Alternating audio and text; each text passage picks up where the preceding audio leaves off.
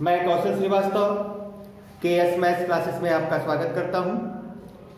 Children, इसके पहले के वीडियो में मैंने आपको एक्सरसाइज 1.2 इसके 1 से लेके 3 तक क्वेश्चन सॉल्व करवाए थे और अब मैं क्वेश्चन नंबर 4 आपको बता रहा हूं।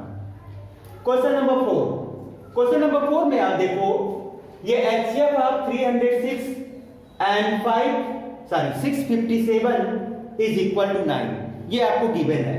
यानी दो नंबर्स है 306 और 657, इसका HCF आपको गिवन है जो कि 9 है और इसका LCM फाइंड आउट करना है। Okay, you have to find out the LCM of 306 and 657। तो देखो बेटा, सिंस we know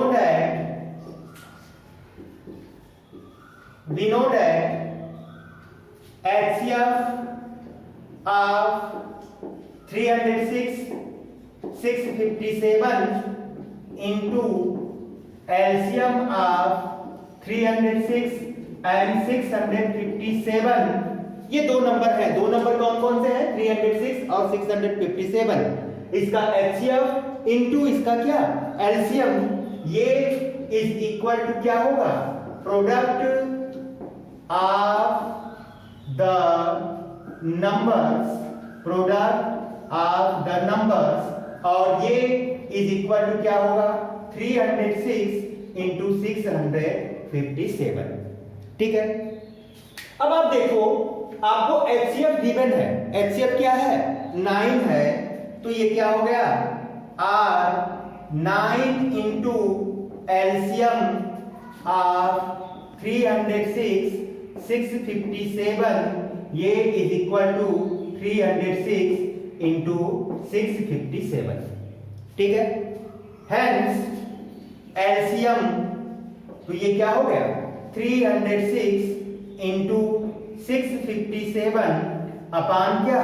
9 से मैंने इसको कैंसिल कर दिया, तो देखो 9 7 जा 63, 2 9 3 जा 27, और ये इज इक्वल टू 306 इंटू 73।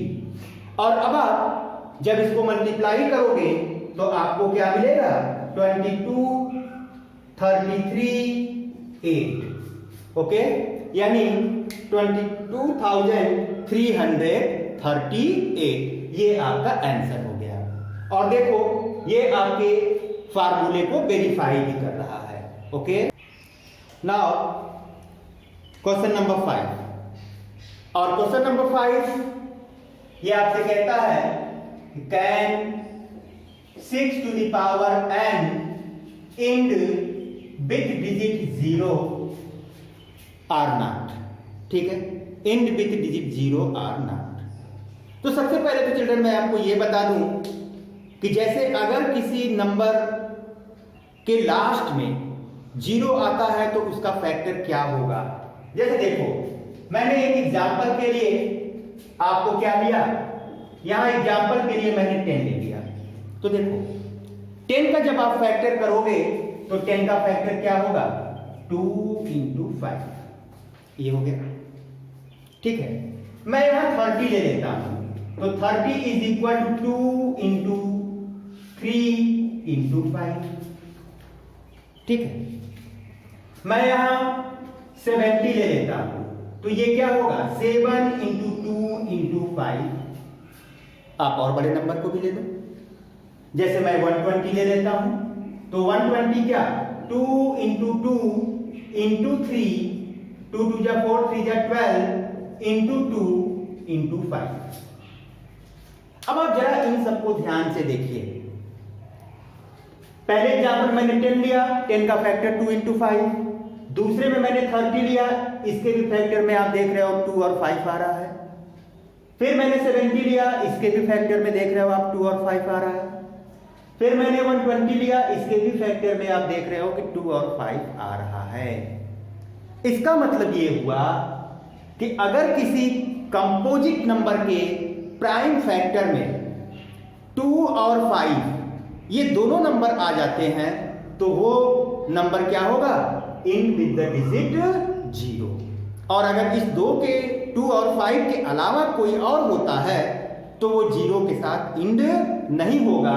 जैसे आप यही देख लो कि 6 या 6 तो आपका बेटा क्वेश्चन ही है, मैं ये ले लेता हूं 12, तो 12 क्या होगा 2 इंटू 2 इंटू 3, ये 2 2 जा 4, 4 3 जा 12। यहां पे देखो आप 2 तो है लेकिन 5 नहीं है, तो जब 5 नहीं है तो इसका जब आप प्रोडक्ट करोगे तो ये क्या आया 12 आया, और 12 में आप देख रहे हो ये 0 के साथ इंड नहीं हो रहा है। ठीक है, तो अब मैं इसी कंक्लूजन का यूज यहां करूंगा, और इसमें ये आपसे पूछा है check whether 6 to the power n can end with the digit 0 for any natural number.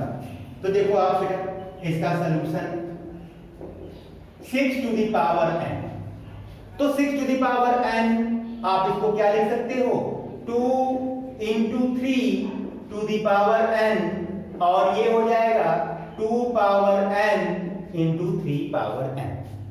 तो अब आप यहां देख रहे हो कि 6 के प्राइम फैक्टराइजेशन में 5 नहीं आ रहा है, तो जब इसके प्राइम फैक्टर में 5 नहीं आ रहा है इसका मतलब ये 0 के साथ इंड नहीं होगा।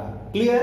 क्योंकि यहां देखो मैंने एग्जांपल में आपको बताया कि वो 0 के साथ तभी इंड होगा जब उसके प्राइम फैक्टर में 2 और 5 दोनों हो। यहां पे क्या है केवल 2 है 5 नहीं है। ठीक है, तो अब आप इस बात को लिख दो कि since prime factorization of 6 does not included 5, hence does not, आप ऐसे लिख दो does not included 5 नहीं, आप इसको और क्लियर कर दो कि does not included 2 and 5 both, hence 6 to the power n can never end with 0। और क्वेश्चन नंबर 6 में आपको शो करना है 7 इंटू 11 इंटू 13 प्लस 13, ये कंपोजिट नंबर है। ठीक है, तो देखो ये 7 इंटू 11 इंटू 13, ये 13 यहां भी है और प्लस 13 यहां भी है। तो मैंने क्या किया, मैंने 13 को कॉमन ले लिया, तो जब आपने कॉमन लिया तो ये ब्रैकेट के अंदर 7 इंटू 11 और प्लस क्या है प्लस 1, और अब देखो अब ये होगा 13 इंटू ये 77 प्लस 1, और ये क्या हो जाएगा 13 इंटू 78। ठीक है, और 13 इंटू 78 है तो आप इसको ये भी लिख सकते हो 13 इंटू 2 इंटू 39। ठीक है, वैसे आप इसको 2 इंटू 39 लिखिए या मत लिखिए, इससे बहुत फर्क नहीं पड़ता। क्यों नहीं पड़ता? क्योंकि देखो बेटा composite number it means more than 2 factor. तो देखो अब अगर आप 13 और 78 को मल्टीप्लाई करोगे तो एक नंबर कोई मिलेगा। ठीक है, और अगर वो प्राइम होता तो उसके केवल 2 ही फैक्टर होते, एक 1 होता और दूसरा वो नंबर खुद होता। लेकिन आप यहां देख रहे हो कि इसका जो फैक्टर है ये 1 भी है, 13 भी है, 78 भी है, और 13 इंटू 78 से जो नंबर आएगा वो भी है। इसका मतलब ये क्या हो गया कि ये मोर देन 2 फैक्टर कंसिस्ट कर रहा है, इसके 2 से ज्यादा फैक्टर हैं, और जब इसके 2 से ज्यादा फैक्टर हैं तो ये क्या हो गया कंपोजिट नंबर हो गया। तो इस बात को अब आप लिख दीजिए कि since it have more than 2 factors, hence it is composite number, it is composite number। ये अब आप इसका सेकेंड पार्ट देख लो, और सेकेंड पार्ट क्या है 7 into 6 into 5 into 4 into 3 into 2 into 1 plus 5। आप देखो चिल्ड्रन 5 दोनों जगहों पे है, यहां भी है और यहां भी है, तो मैंने 5 को कॉमन ले लिया।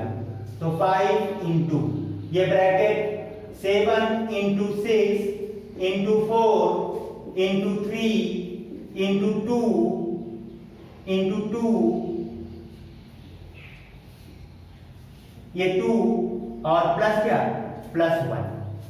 ठीक है, अब मैं इसको मल्टीप्लाई कर देता हूं, तो देखो आप 5 इंटू 7 6 या 42, ये 42 और इंटू क्या 4 3 जा 12 2 जा 24 प्लस 1।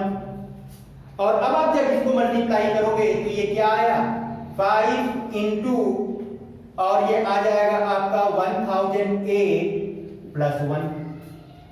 और अब आप जब इसको ऐड करोगे तो आपको मिलेगा 5 इंटू 1009। ठीक है, देखो फिर इसके मोर देन 2 फैक्टर हो गए। कैसे हो गए जरा इस बात को आप फिर से समझ लो, मैंने पहले ही पार्ट में आपको बताया था, एक बार फिर से आप इसको समझ लीजिए। जैसे देखो बेटा, मैं 5 इंटू 1009 इसको आपने जब मल्टीप्लाई किया तो आपको क्या मिला 5045। ठीक है, इसका मतलब ये हुआ ये जो पूरा नंबर आपको गिवन है 7 into 6 into 5 into 4 into 3 into 2 into 1 plus 5, इसकी वैल्यू क्या होगी 5045। और अब अगर ये कंपोजिट नंबर होता तो इसके केवल 2 फैक्टर होते, सॉरी अगर ये प्राइम नंबर होता तो इसके केवल 2 फैक्टर होते। कौन कौन से, 1 फॉर प्राइम, इसके 2 फैक्टर होते, एक 1 होता और एक पे क्या वो नंबर। ठीक है, नंबर इटसेल्फ ये होता। लेकिन देखो आप ये 5045 मैं इसको यहां पे 2 पार्ट में इसको ब्रेक कर दे रहा हूं, 5 इंटू 1009। ठीक है, और इंटू 1 तो आप लिख ही सकते हो। इसका मतलब ये 5045 के 3 फैक्टर हो गए, एक 1 हो गया, एक 5 हो गया और एक 1009 हो गया। तो जब इसके मोर देन 2 फैक्टर हो गए तो ये क्या हो गया कंपोजिट नंबर हो गया। तो फिर आप इस बात को मेंशन कर दो कि सिंस इट है more than 2 factors, hence it is composite number. ये आपका सॉल्यूशन है। और क्वेश्चन नंबर 7 में देखो, ये आपको क्वेश्चन में गिवन है, ये सर्कुलर पाथ है। इस सर्कुलर पाथ पे सेम पॉइंट मैंने ए ले लिया। इस सेम पॉइंट ए से सोनिया और रवि ये ड्राइव स्टार्ट करते हैं। ओके, सर्कुलर पाथ पे ये ड्राइव करते हैं। सोनिया 18 मिनट का टाइम ले रही है इसको कंप्लीट करने में 1 ड्राइव, और रवि ये 12 मिनट का टाइम लेते हैं 1 सर्कुलर पाथ को कंप्लीट ड्राइव करने में। अब आपका क्वेश्चन ये है कि जब वो सेम पॉइंट ए से स्टार्ट कर रहे हैं और ये आपका सर्कुलर पाथ है, तो ये कितने मिनट के बाद एक दूसरे से मिलेंगे, जरा इस बात को समझो आप। ए मैंने जो पॉइंट लिखा है, इस ए पॉइंट से सोनिया और रवि स्टार्ट कर रहे हैं। सोनिया को 18 मिनट का समय लग रहा है और रवि को 12 मिनट का समय लग रहा है।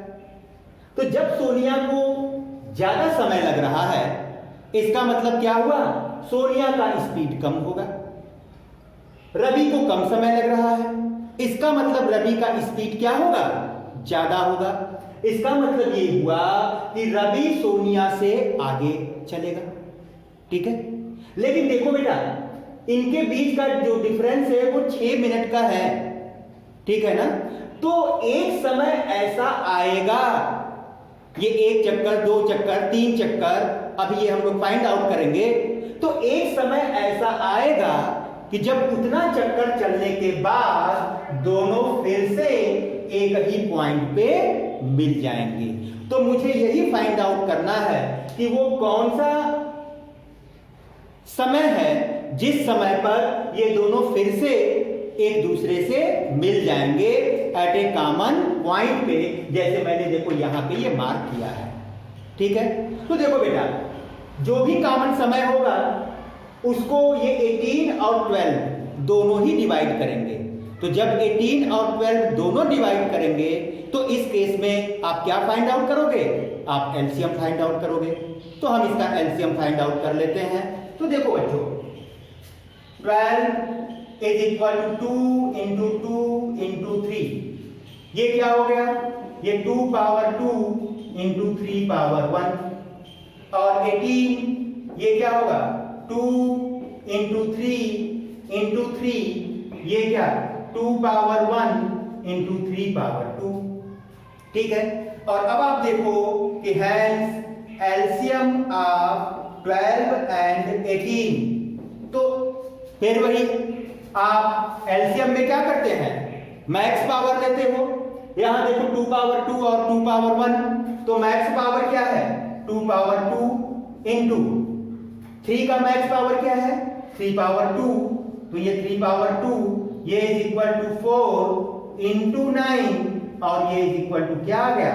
36 मिनट। यानी 36 मिनट के बाद वो दोनों क्या होंगे? फिर से एक पॉइंट पर एक दूसरे से मिलेंगे। ओके, तो चिल्ड्रन, मैं उम्मीद करता हूं कि आपको ये अच्छे से समझ में आया होगा।